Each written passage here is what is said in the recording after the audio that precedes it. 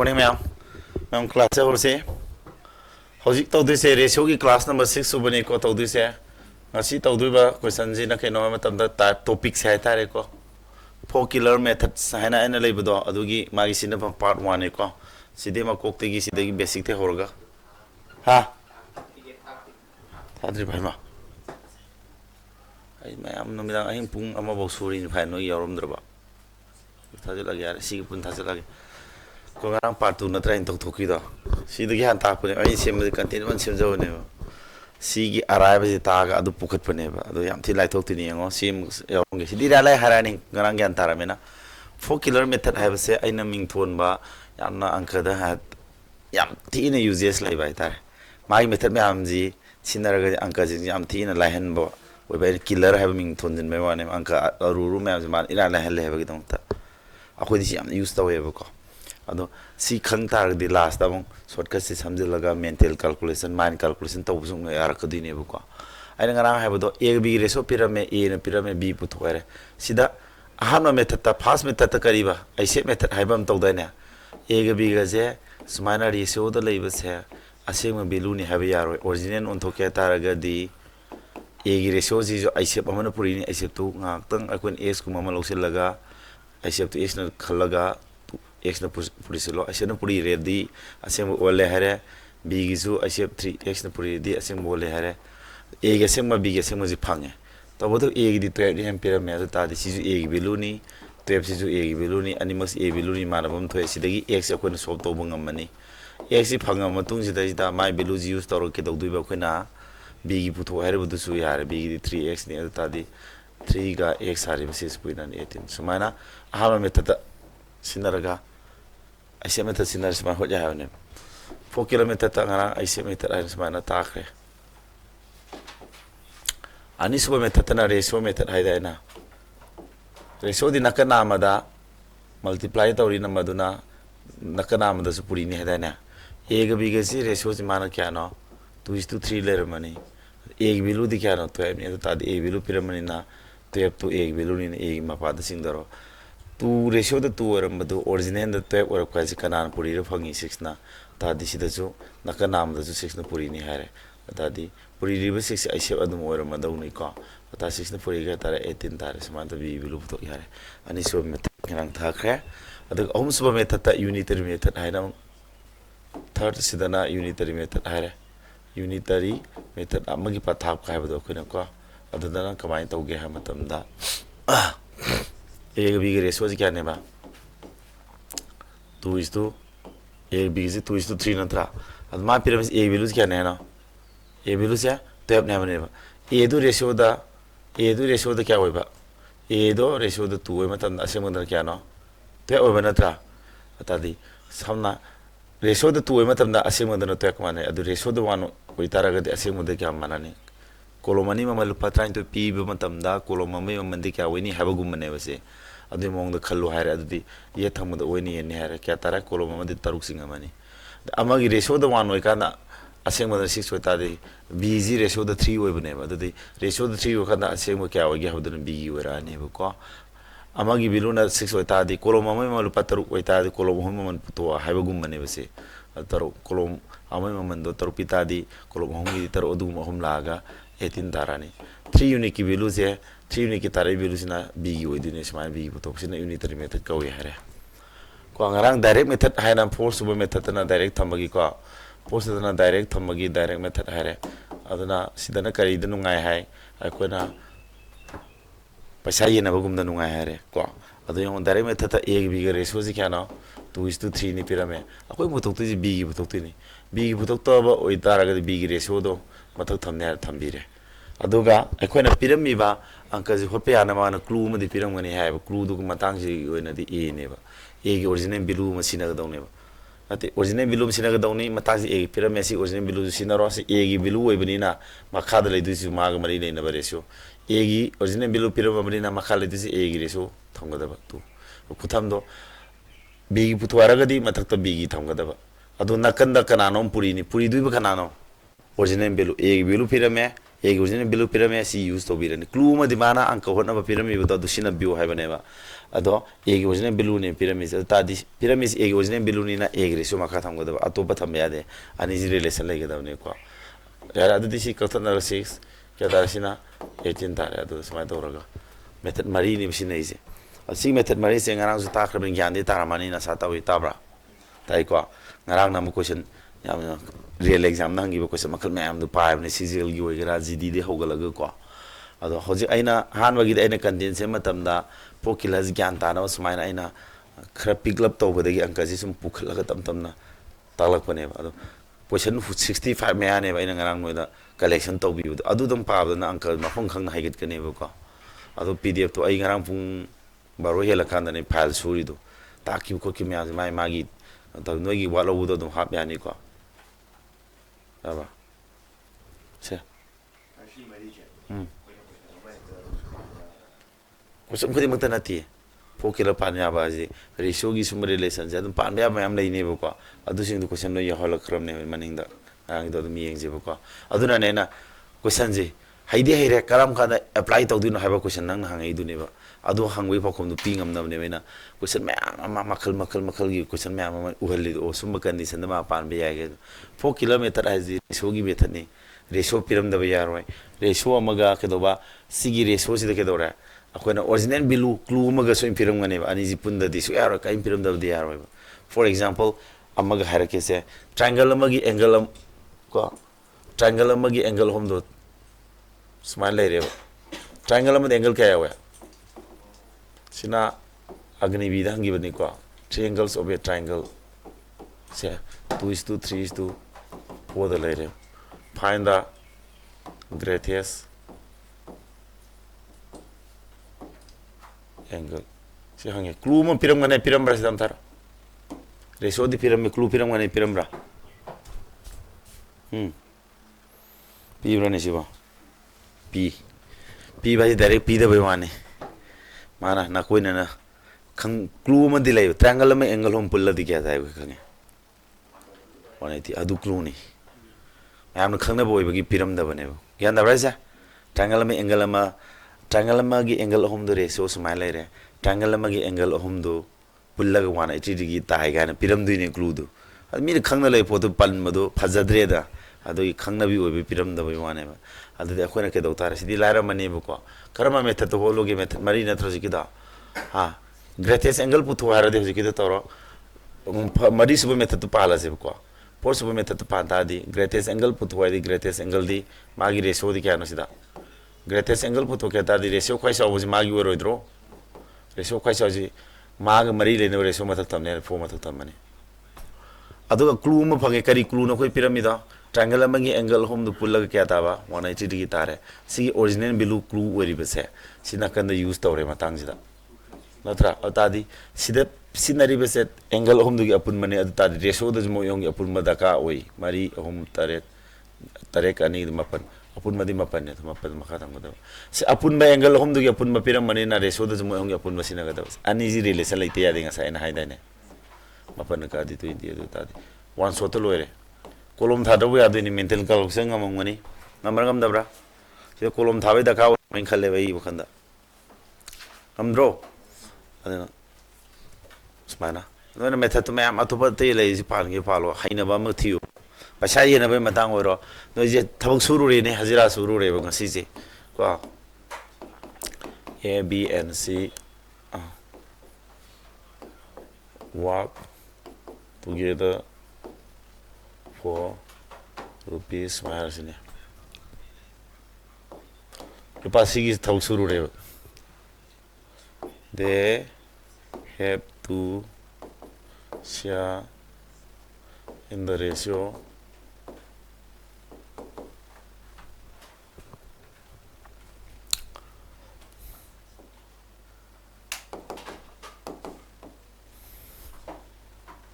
find C share 시기 share 부터 hangbe yabu question natabra si share paisa yena wa hamna tro kana ino si without any calculation da thuna haiba ngambre ngone kana paisa ram putok tu jima sigi share na hairo salona try do sahina lo bangkaji suma masa lai ro su ko swaji da lai re na ta anko hol legi no ba Meena kolam थारिका Nona without any pain the whole क्या पुल क्या था try थोड़ी तारा बा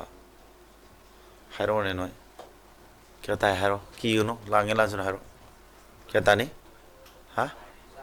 क्या बा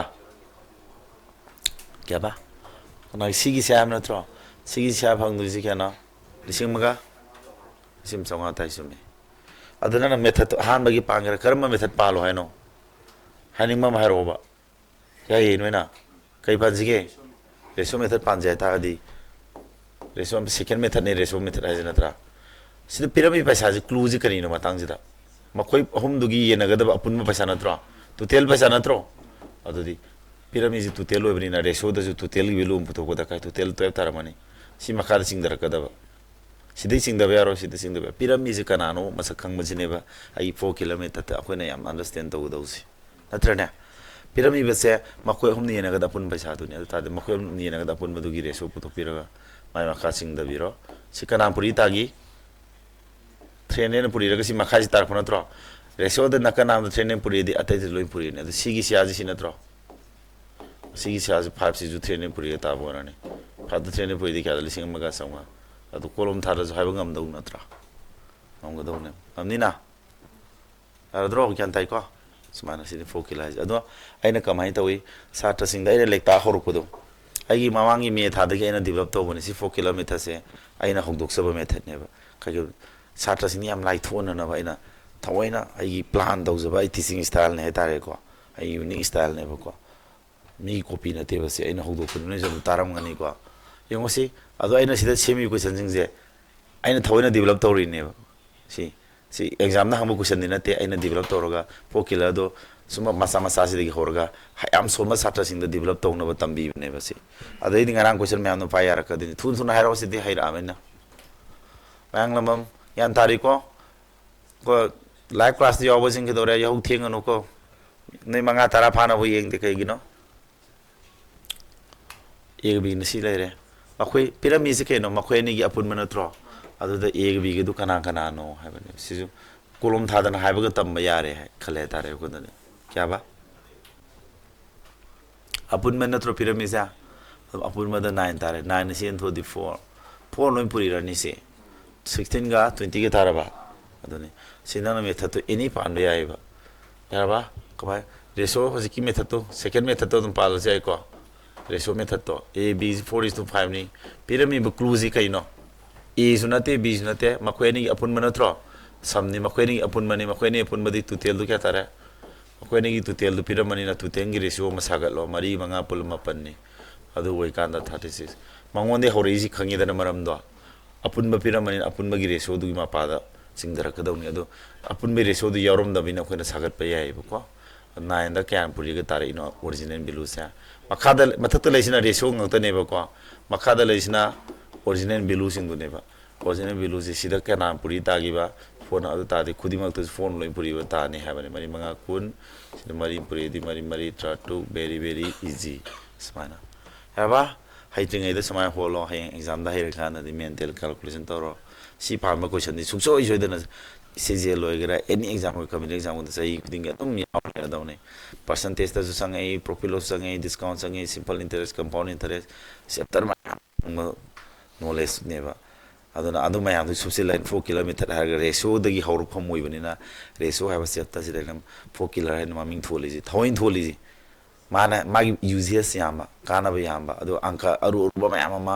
लाइथोले हाबगी दं ता 4 kilometre अंका अरु दे हाथुक पुंग मे हाबगेना ममिंग दोइना सानाबा मा याम स्पेशल ममिंग अम थोनगी वन ममिंग ब्रांड नेम मोहोंगना ना बाय तारेने 4 किलोमीटर दु काना इनी अदु तोइना खंगानी हाइंग संग तोरबनी को आइसी ratio तालरगा रेशोगी proposal partner si matang talaga ko ade percentage dom saki duine ba yung ko sidi thuna haba tamaje sida pyramid sina kanano ega biga pyramid adu pyramid ba clue matang sida kaino difference in pyramid ra ata di matang da nang second method pa leng khalajo second method pa leng khalaje ba ko ata di mabane ki difference pyramid na mabane ki difference nang ai sagal lo mabane difference ratio da di kya no 2 na tro adu pyramid difference asik to asi babani difference na difference ma pade horo sida 6 na puri ta ha tai dusu 6 na puri ta ni taru tret ni puri thoi sida taru manga kuntra natra sman loi putho yare sina bedi any method loi sina biai ko adu si so dum ngai re amana trama ite sino ba convenient oi ba matang pyramid ba se a ga b ga puri na be matang piram ganda de mong second method no first method na kwadi laksara ni ba do ganda di adu yeng je ba question makal ko dingi then a b piram me ma koi product piram ba adadi uncle lan ga da ba mahara gi si yam maru oi ko si question ma second method palo no ko second method am palo ko si ko osoi bu ut ke yo a ga b ga ratio kya no 2:3 na tra adu pyramid se mabani ki puri na phone na tra product na tra adu mabani puri na phone lo puto mabani puri na phone kya tara 6 ne ha na adu 6 wa ga kya no se pyramid sa 54 kana puri re na na puri dra adu adi somdu kana puri ni na mapalom kuntare sina 9 puri ni kya tara mapalani try pan silale maram du khang brasa harakyo a ga b ga ratio do 2:3 na tra mawani puina phone se kya phira me ba 6 tare ko adu 6 wa kana ase manda kya 54 kana pui ta sa 9 pui ta dra adu mawani puri nagi bagi oi ta disi 9 ja akona score lok to ka ne kya da kana puri ne into 3 puri ha ne adu 3 puri di 9 3 puri di 6 sina correct answer ne are ko si comparison to yanda bra adu nang na sim method number first method to ho se ba first method to hot kana di hodrong on ura ni ko yemo a ga b ga ratio de 2:3 na tra asem original value puto ke de tare smana ratio le original puto ke de aise no puri ne habra aise to matan x ne khala amana twice x amana kari warani 3x mamani puri na foldu kya no mamani ki puri na foldu kya pirame 54 pirame adu di mamani puri na foldu puri twice x ka twice x puri na ro kya tare se 6x square tabra somno 54 adu 6 na ka di taru mapal som x square value kya tara 9 tara pura x puto kya ta di square root lo ro idro se 3 tara idro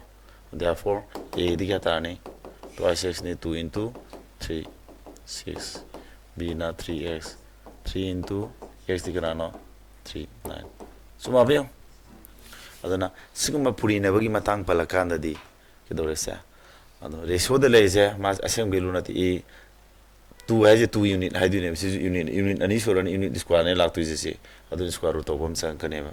kyanda bra ado na kitang section je ba so ado na ni thawaina aina soige da mathang do ina sida hai orisi yare ko ana sen doi ko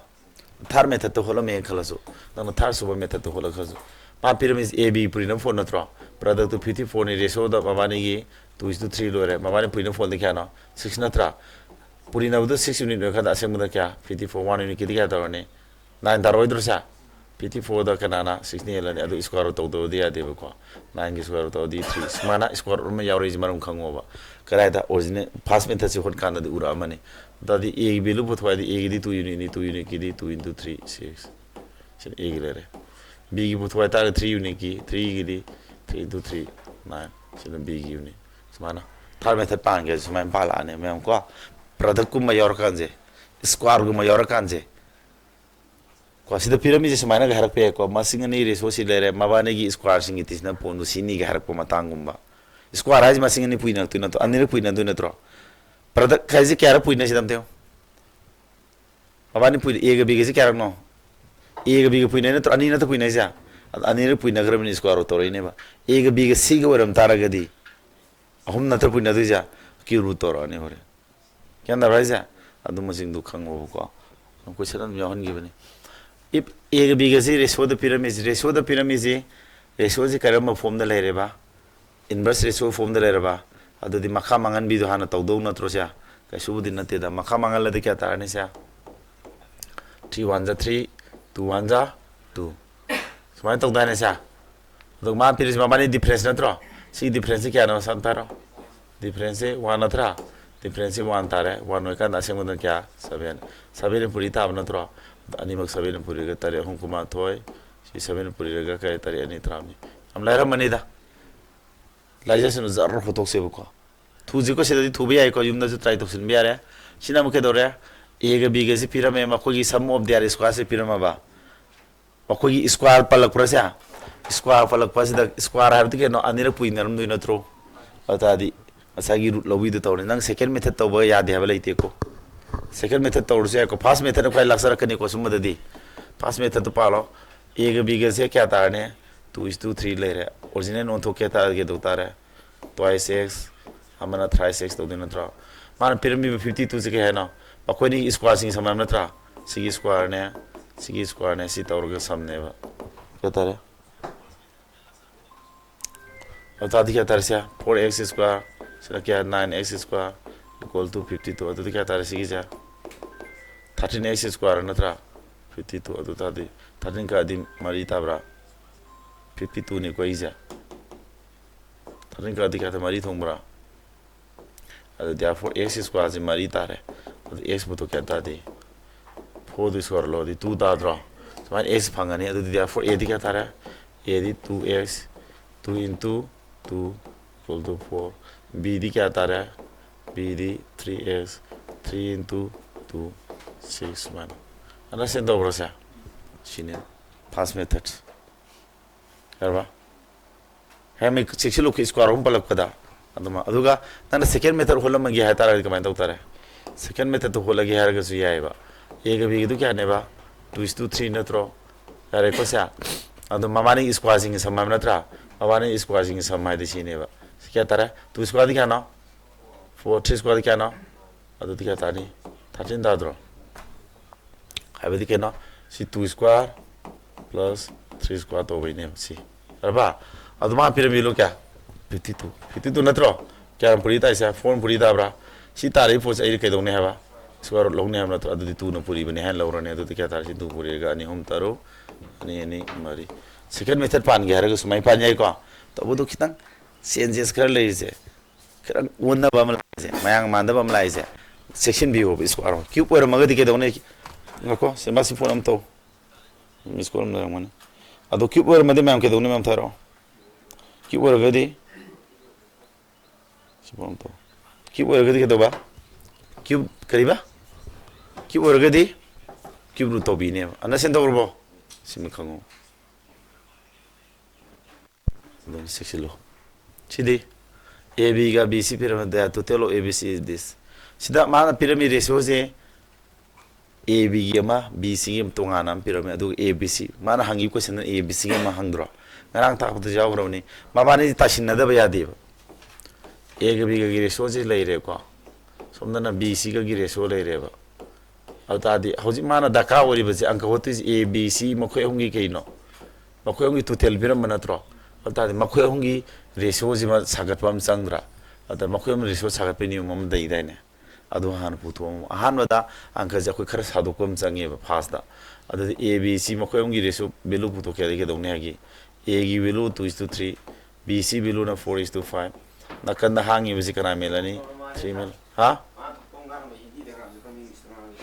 कना no तो याबा ma'am सिगी सिदी ता सदाने A B ratio ले रे B C ले रे नकन Hong Hong Modi थंगना बदि main दाइना से अदो पुरी नव हाय अनि मरी निपान ओम मरी ट्राइतो ओमंगा ट्राउंगा सुमाने मा 8 12 is to 15 ले रे बा सुमाय ले रे सिमोय होंगी रेशो साथ करे मोय होंगी रेशो तो सिना ने 12 ने 15 ने अदो क्या तारे से मोय होंगी तो तेल क्या ने बा तो तेल क्या 17 नत्रा 17 ने अतादी मखोय मु टोटल मा फादा से मखोय मु रेशो से क्या न टोटल जा टाइम थो कुंतरे कुंथरा मंगा ताब्रा मखोय रे टोटल 35 तारा से मुन क्या ने बा 70 कना पुई ताबा तू ना अद सी जुलो तू पुरी ताने सी वैल्यू पुथो नत्रा तू पुरी गया ताने 30 ने हानी सुमन नाम क्या तारा थुमन नै ताइजा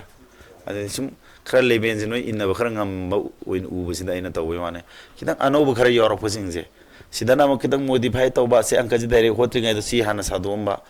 सुमसी अंक से खितंग यानसिल्लइने खितंग सांगदोरकन होनरइनेबा यावरकने सिदि यावगने यारोइबा अंक की नेचरनेबको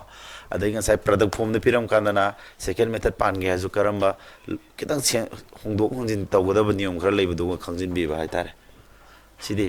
angles of a triangle are in the ratio the largest angle hoji tawre ko सिदि direct hangrabani agani bi question jo ibani ko सिदि वन क्या तागे बसे से होंगे पुन बज क्या नेबा हाँ 180 तारे 180 के सिगी 9 का 180 के लानी अदु 20 पुरी तागे दाइने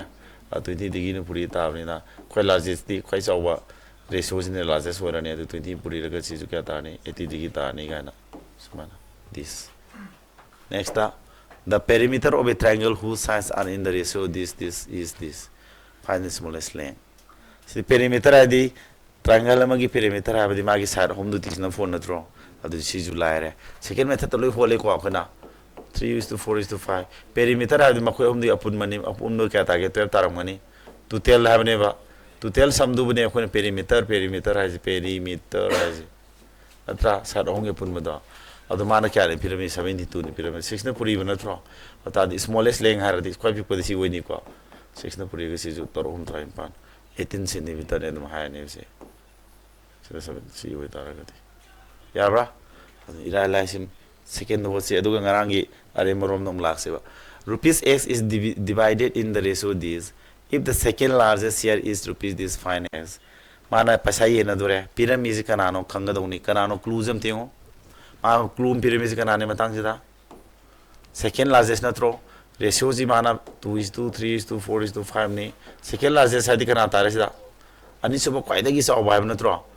5 में कोई साव रे मतंग अनी सुबह साव सीनी सी बिलू नी pyramid जी ना थ्रा 3:6:0:0 से अदु दी सी की सुम क्लू में एक फंग बदल रे क्या ना पूरी तागी 900 पूरी ताबरा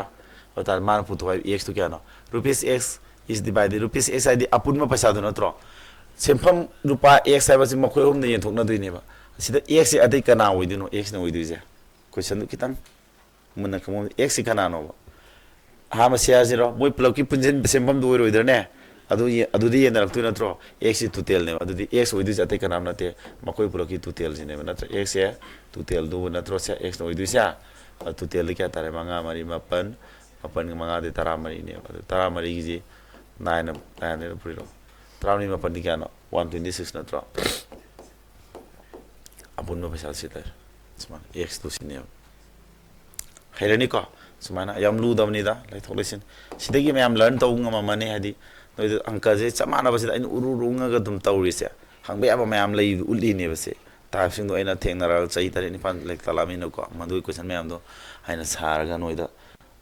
singala na ba tawri ne. Kyam lai re. Syam mane hey. Oi हमें को सी खरा दम लुखला कने अदम खरा खरा पुखला कने को लेबेंजे याबा शेयर नेक्स्ट तो जर होछि को याम थुबिदा अदुगा आई ngaraंग ले मोबरम दम लाक्सेबा रियल एग्जाम की सीपीओ सीजेल मैम होन गम दम तौजे एबीसी से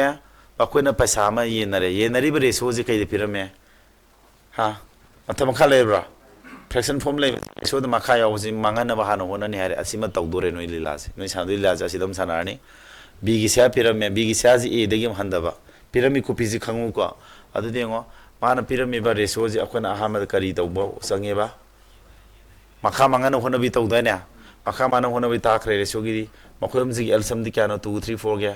पेब नत्रा अतेब न सिद पुरी रगा पुरी सि पुरी बसे आइने सम उतपै वाने उतरा जुनो न मेंटली होत जारा बने 2 न का दि 6 3 न सि का दि 4 4 न का दि 3 समाना मेंटली होत पंगम नि खाली दाई को खंदा अदमार पिरामिड से क्लूज कहीं से बी की सियाज है ए देगी हंदबा बी ना ए दे हंदर क्या नो बी ने ए दे हंदर जी 2 यूनिट नत्रो अद बी ने ए दे हंदबा दो बी ना ए दे हंदबा दी ए ना चावहेन बसर माबानी खेन भाई तारे को बी ने ए दे हंदर सर तो क्या नो से 2 नत्रो 2 एक ना से मुद क्या ने हरिबा 7 2 अद क्लूज है पिरामिड क्लूज कनानो अदु कनागा मरी लेनगदगी हम सी रिलेशन सागफम जिने बनना मरो इन संगे जिंगा साइदगी नत्रा पिरामिड जे बी ने ए देगी हंदब सो बी ने ए दे हंदर दी 2 यूनिट ने अदु ने बसे 2 यूनिट का रिलेशन लाइन गदबा सेनी रिलेशन चाना दर से अंतरा मंगदो तो बो मतम नंका लाले को 316 पुरी बा माले नत्रा अता फाइंड द सम हाइबने अदु फाइंड द सम हाइबदी मखोई अपुन मुद हम नत्रो से फम दो ꯁꯦꯝꯐꯝꯗꯣ S divided A B C divided A sum 하이ꯕꯗꯤ matang tisna phone nate ko ꯁꯦꯝꯐꯝ ꯑꯃ 하이ꯕꯅꯤ ko ꯁꯦꯝꯐꯝ ꯑꯃ 하이ꯕꯅꯦꯕ 어따디 ꯁꯦꯝꯐꯝꯗꯣ ꯄꯨꯟꯅ ꯀꯌꯥ ꯁꯨꯔꯦ ꯁꯤ ꯄ꯭ꯂꯣꯞꯁꯤ tisnaꯗꯣꯏ ꯅꯠꯇ꯭ꯔꯣ 2 야우도이 너트라 야우드라 2 야우드로 ABC 모임 예너리 시거든 또 티나도이자 따라옴도이 따드로 total sum도 꺄나 total amount ने total दु तो कहता है क्या ना सा 13 यूनिट ने 13 यूनिट की 316 पूरी ने से तू यारो ने को सोई देना से A B की डिफरेंस तो पुतुक सब वाने A B C में हम अपन मदने 13 दाद्रो 13 के 6 पूरी 13 सोला फादा है ना दिया 13 6 तो क्या ना फादा है 7 10 नत्रो 7 खुद पूरे 13 3 जरा क्या तरह 39 the 7 after the kana 46 sola pavan kana re to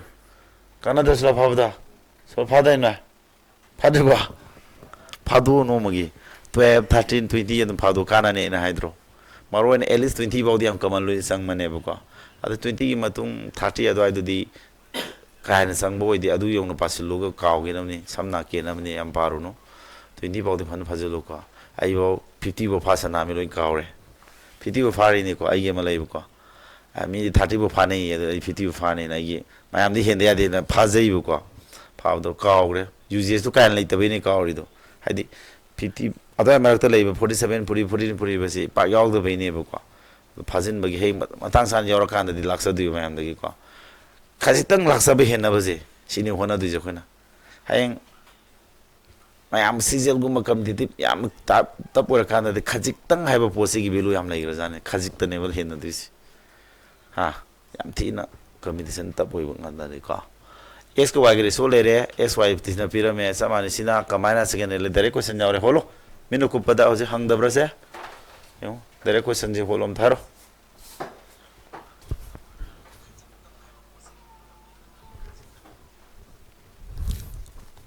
hollow सिदिंग money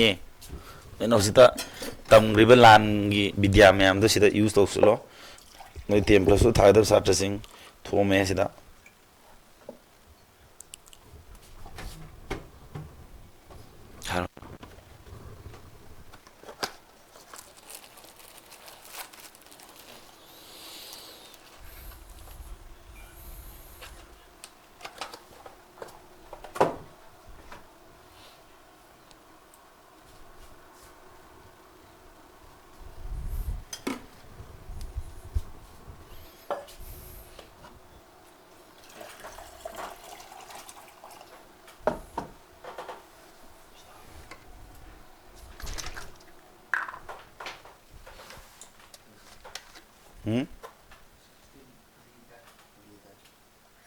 Nama bulan terus.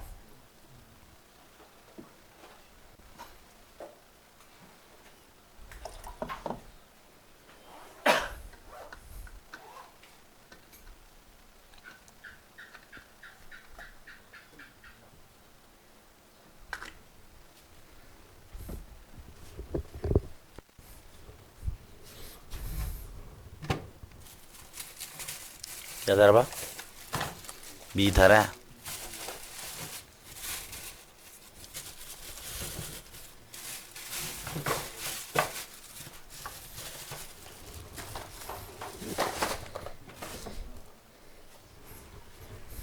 Hayırba मैं भी तारे यार को कुलम था ब्रो एस को आएगा तीसरा फोन फिर मिनट रो मंगाने से लदी क्या तारे 18 थोंगा ब्रा अदुदी मवानी खादुना फोल दी 18 नम ताजरा मने very easy ना था एस को आएगा से रेशियो द 3:2 ने फिर में से मवानी तीसरा फोन ना रो मवानी तीसरा फोल दी क्या तारे से x plus y दे दी से x plus y दे दी सीधा 5 तारा नहीं ना था 5 way खाना से मुझे 19 है यार तो क्या ना 18 ने पूरी ब्रा और था दी s को y के खादुना फोल पुतो s को y खादुना फोल दी क्या ना से सी रेशियो सागलो खादुना फोल 1 यूनिट तारो इधर 1 यूनिट की पुतो है दी 1 सीधे 18 ने पूरी रहने तो दी 18 ने ताज़ा कोलम था दर से ये को इसमें ताक पे 1 है अब नेक्स्ट MTS की क्वेश्चन नहीं हो सीजो खोलो सना MTS था का दबा 10 + 2 था का दबा 7 सिंगी को याम खाना बा यामुने कोलम था दन हैरो सुम से दिफाट फलाउना हंग मने दम अग्नि भी गुमे एग्जाम दे सो सी फो किलाजी बेस तो क्वेश्चन अमदी सोइदि भी यारो दौनी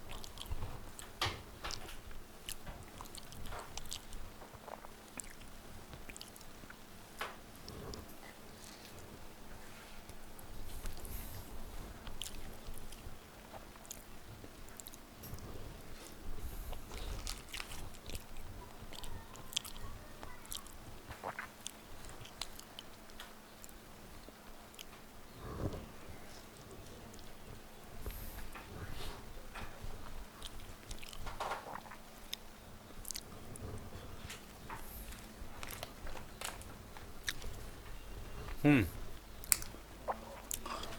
खादोपसी पिरमे नत्रो अदुदी मंगा 5 को 20 पुइनानी नत्रो 5 को 20 पुइनादी 7 ने जाबान साता ने बुको सिताब्रा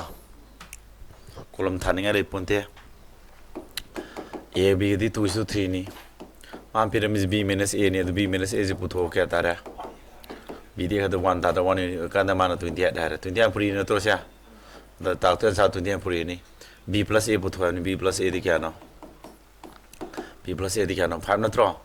5 से 20 पुरी 20 5 पुरी नरो अदो का 20 का 5 का पुरी न भाई बस मैं 7 याउद्रो 20 सिदा याउद्रो अदा सादा 7 ने नाबत सिनी 7 ने नाबत सिनी लॉजिक से पूरी नदर सुये बस मान लॉजिक तो समाना को सना भाई तारे है बा next number ama increase by 20% becomes this find the original number ama 20% increase tawri si percentage angka ne adum sina yak tu ni ko si angka jo ki method tan panya ka dine number ama kya hangat pano ham tharo 20% kya ba 20% increase hana lemon number do hana sama manung da kya hangat pano sama manung da kun hangat kita sama manung da kun hangat lem na trosia si marol ji mun na pao sama da kun hangat le sama oi ma tam da kun hangat le no budu kya tar mane sam kun taro idro aduma pyramid ge no 360 ji karma kanai bilu nam tharo number ama 20% hangat laba matung da 360 ore na tro 360 ano budu ne hangal kan ore pa no budu ne adu new ma pada sing da tare asim mun kanga do ne ko trine puri bra adu original number ju 3 puri ni so hum tare very easy so an ratio method ne percentage ki अंक ni ratio do bole ira line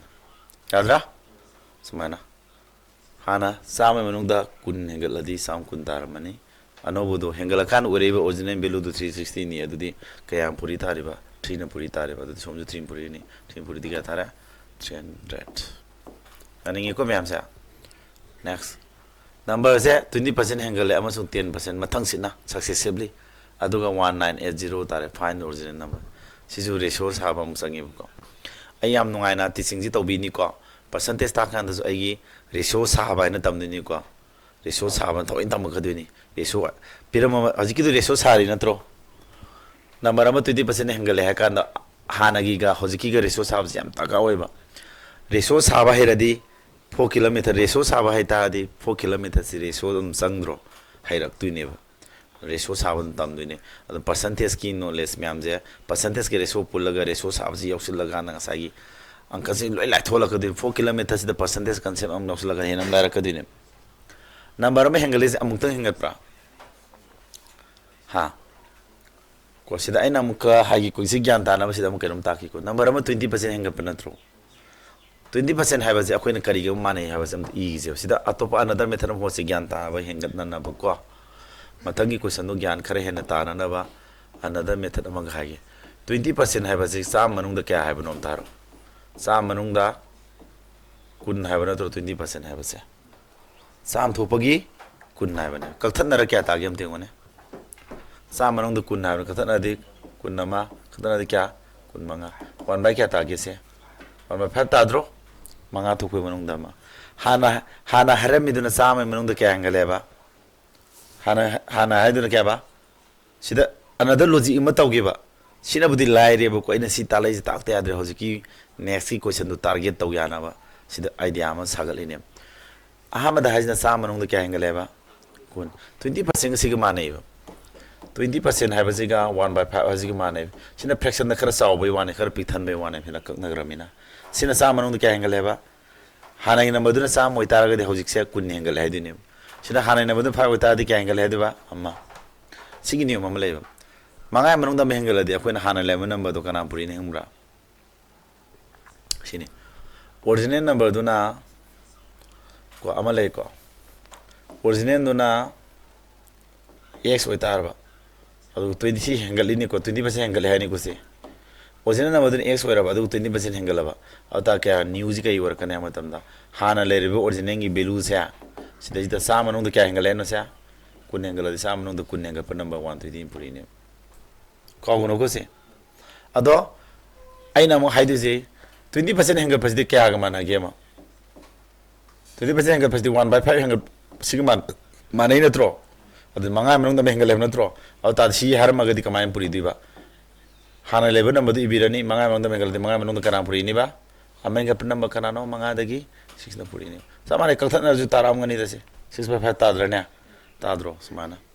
relation lay kya nai ko hana original x ni low robo ko 20% hengat se kana puri ni ba sa manung da kun hengal amene ham kun 20% demo 1/5 ka mana na manga manung da hengal he ta di manga manung da hengal number 6 na puri ni yam yarabo sini da Ada resource yang masih sedikit resource saham tahu sih, sedikit resource agak lah sih. Kemarin saya ketemu mana tahu, hanya nama tu nang atau original tu nang na, original tu wani loksin lo ya ada berapa, original tu wani loro, adu new tu kya tahu nem tahu, new tu kya tahu ni, 1/5 sini sini, hanya nama tu original tu akhirnya kya sih, X lo mana terus, sih na wan lo kre, hanya lagi nama tu wan lo, wera bina wan tu puri ni kan na. Manga mung da mengal di kana puri ni manga mung da sisi puri udro ratio to kya tare 1:2 sisi ba fa tar udro ratio da makha ya uji mangan ge de makha da lebu ni alsam no puri ne da na makha di 5 ni sini 1 ni 5 na puri udro takal kun 5 puri di sida 5 la ni sida na kya la ni 6 suma la ki ni ratio ji re kagna ras tar ngani kun manga kun taru ta dro dum idea sa intorija matang sida budi sina pha ba heng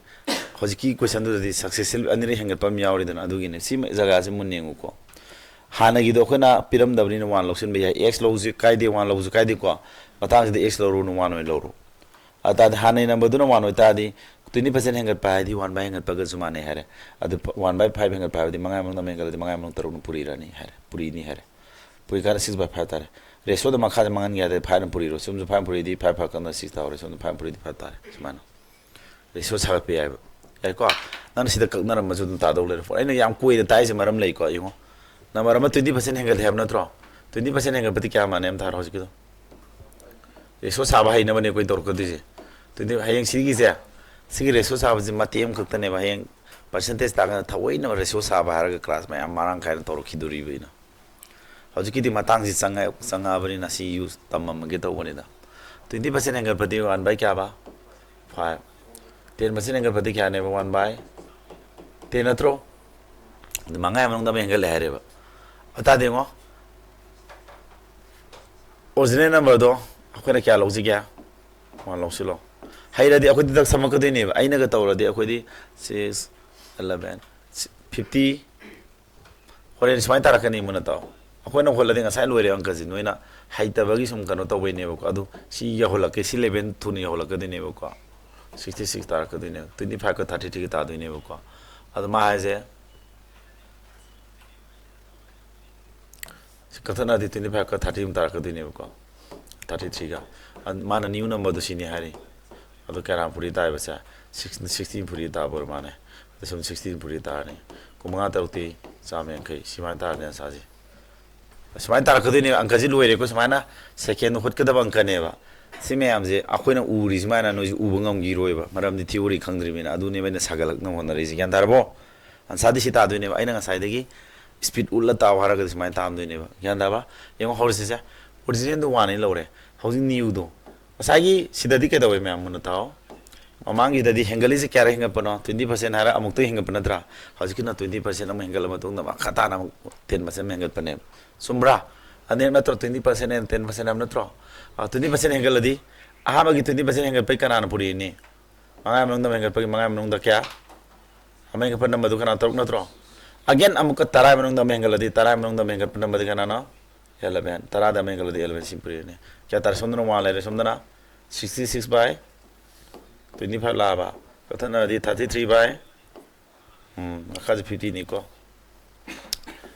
kathana di 25 la pra adu 1 ga 33 by 25 la ratio di makha mangan gya de sike do we basa 25 na puri reng khalo 33 ta orani som do 25 puri duni ani mo pui de ya de khalo ko anda sida 1 la saman like tar si 25 som sakrane har jare adu ratio samai tar ta bra tari tarte adu ni adu ta di adu mana pyramid ke no hengal ba matung do erei bu kya ne hari ba sini hamna tra ꯑꯗꯨ ꯍꯦꯟꯒꯠꯂ ꯃꯇꯨꯡꯗ ꯑꯣꯏꯔꯛꯏꯕꯗꯨꯗꯤ ꯅ꯭ꯌꯨꯗꯨ ꯁꯤ ꯑꯣꯏꯔꯦ ꯑꯗꯨ ꯀꯌꯥ ꯄꯨꯔꯤ ꯇꯥꯈꯤꯕꯅꯣ 16 ꯑꯗꯨ ꯁꯣꯝꯗ 16 ꯄꯨꯔꯤ ꯇꯥꯏ 4 kilo ꯑꯗꯨꯝ ꯄꯥꯟ ꯌꯥꯔꯛꯀꯗꯣꯏꯕ 4 ꯀꯤꯂꯣ ꯄꯥꯟꯗ꯭ꯔꯤꯀꯥꯟꯗ ꯈꯤꯇꯪ ꯄꯔꯁꯦꯟꯇꯦꯖꯀꯤ ꯅꯣꯂꯦꯖ ꯈꯔꯗꯤ ꯆꯪꯉꯤꯗ꯭ꯔꯥ ꯔꯦꯁꯤꯌꯣ ꯁꯥꯒꯠꯄꯒꯤ ꯃꯇꯥꯡ ꯄꯔꯁꯦꯟꯇꯦꯖꯇꯒꯤ ꯔꯦꯁꯤꯌꯣ ꯑꯣꯜꯂꯛꯄꯒꯤ ꯃꯇꯥꯡꯅꯦꯕꯁꯦ ꯑꯩ ꯍꯌꯦꯡ ꯇꯥꯛꯂꯛꯀꯅꯦꯕꯁꯦ ꯍꯣꯏꯅ ꯄꯔꯁꯦꯟꯇꯦꯖ ꯇꯥꯛꯈꯟꯗꯁꯨ ꯍꯧꯖꯤꯛꯁꯨ ꯈꯔ ꯇꯥꯏꯗꯅ ꯑꯗꯣ ꯁꯤ ꯉꯥꯛꯇꯒꯤ ꯀ꯭ꯂꯥꯁ ꯃꯌꯥꯝ ꯑꯃ ꯀꯟꯇꯦꯟ ꯁꯦꯝꯕꯗ ꯊꯣꯏꯅ ꯇꯥꯛꯇꯣꯏꯅꯦꯕ ꯒ꯭ꯌꯥꯟ ꯇꯥꯕ꯭ꯔꯥ ꯍꯧꯖꯤꯛꯀꯤꯗꯣ ꯑꯇꯣꯞꯄ ꯄꯤꯔꯁꯨ ꯒ꯭ꯌꯥꯟ ꯌꯦꯡꯁꯤꯔꯥ A number is decreased by 20% become this sidi अनेक ले रहे सीधा मुझे ज्ञान तारा नहीं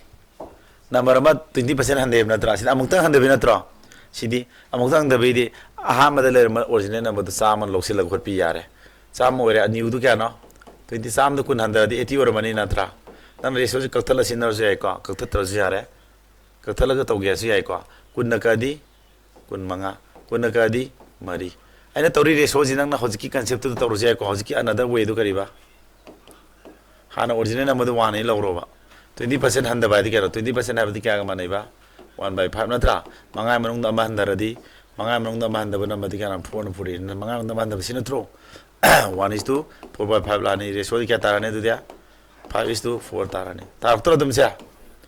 समय तारक तो ले रिपोर्ट इमान मानव कंसेप्ट ने माइकई दु हौरुफम दु खेना बाय वाने फोन समान ताने सिन दिदम फरे को सिसु याबदी यादव नते अदो खंजिलोबा वेजी मतंग मतंग माय लाक्सब मतंग लाकनीबको अदो सुमायना हंदर कान ओरेबदु 316 हैब नत्रो कना पुरी तारे 90 पुरी तारबा अदो हाना ओरिजिनल 90 पुरी के तारे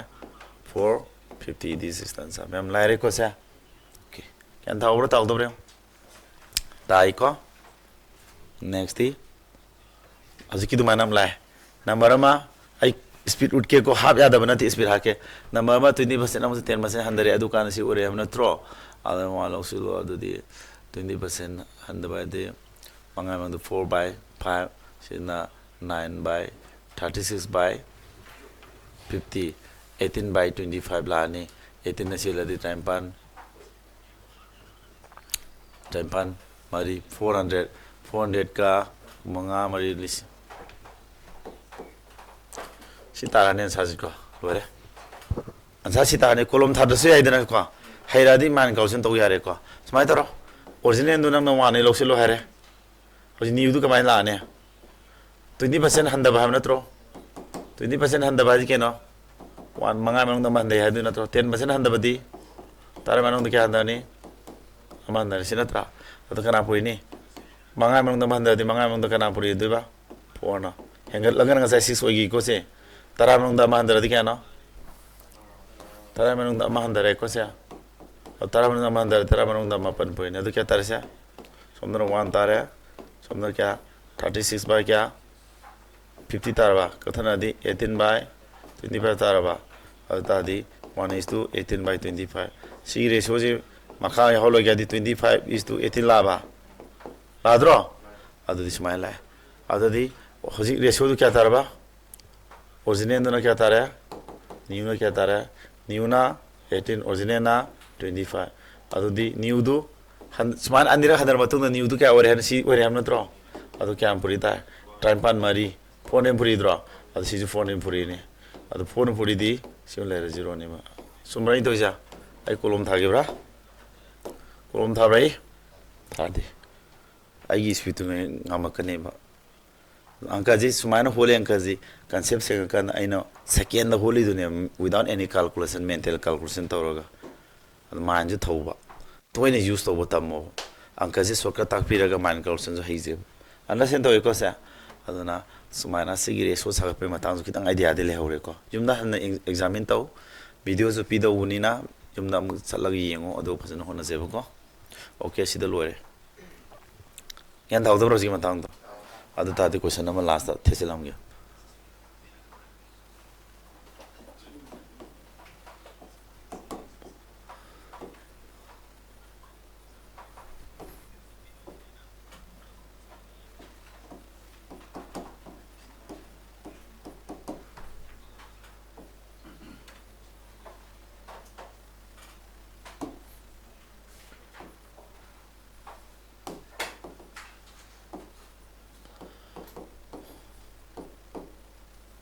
original and a new original and new ratio puto noi thunung khai ngam rengi si kamai tawne du de am holo hero se 오징어 니고기 레시오도 하러.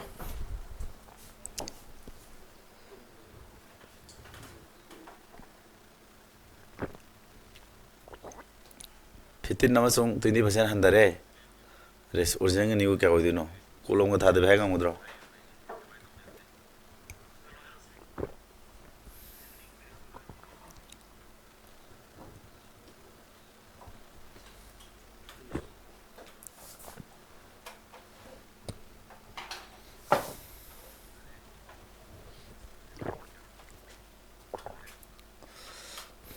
क्या दादू बसा हम ब्रो ओरिजिनल न्यू दुना क्या दादू बा चीज तो पोला ले है डिक्रीज बाय 15% हमने त्रो 17 का 17 पोज क्या नो 60 था ब्रा हाँ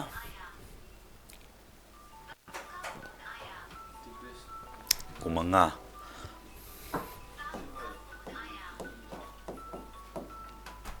yung 15% na क्या no 15 by 100 la ne 3 by 20 mga home mga kun adagi 20% na क्या no 5 tra adu ne hana 11 number tu क्या no usne du wan lo ro yu tu क्या la ne ane handa na tro kun manung do man dardi kun manung क्या la ne 17 puri rani samay na ko asanda mga manung do man dardi mga manung do man da mari puri rani adu mari ka di mga और क्या तारे 1 is to तो 17 मखा तो 25 लाभा और ratios क्या तारे नहीं 25 is to 17 ऐना थुना सादरा से आई कोलम था देखो सी है ना कने कोलम था दबदुना कोना तम्मो लाख फम दो मन खंबा मतंगो रेशोज सा साबा है अंक थुबम दो स्वाइद वर्क कदुनी अकोना कोलम था दजुंगा मिदना मेंटल कैलकुलेशन दा नो तौरिबो प्रोसेस हन तो इन तौरदी ओ सिदी सुमाय लाखने सिम्फा पुरने अदु ngam kadुइनेबा aduna hanjin pagadawni ko yumda ju hairi thokthokunu pau ko adu hairani henam hairani to samorang sem 25 is to 17 summe am hair ko ngasi di ai class lo thank you